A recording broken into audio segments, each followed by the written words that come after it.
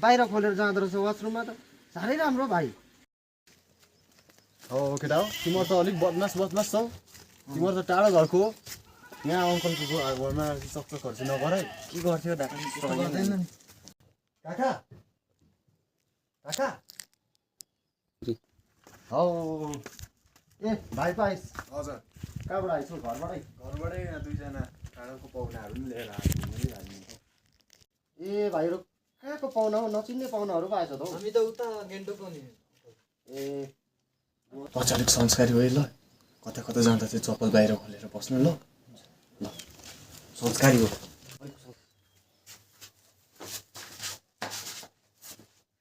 लु लु केटाहरू भित्रै बस, भित्र भित्र भित्र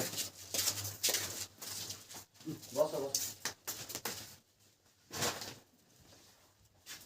हौ नचिन्ने पाहुनाहरू टाढैबाट पो आएछौ त नि भाइहरू? हजुर टाढैबाट पाएछौ त नि? ए हजुर केटाहरू बस्दै गर ल, म चिया बनाएर ल्याउँछु। सर्ट आयो सर्ट आयो? सर्टेज त छ। चक्चा गर्लास्। खोइ केटाहरू कहाँको नयाँ नयाँ पाहुना आएछ। सर्ट पनि त्यति बेरै आउँछ, यहाँ चिया बनाएर दिनुपर्ने। औ पाहुना त साह्रै संस्कारी पो रहेछ त। चप्पल त खोलेर बाहिर खोलेर जाँदो रहेछ वासरुममा त साह्रै राम्रो भाइ।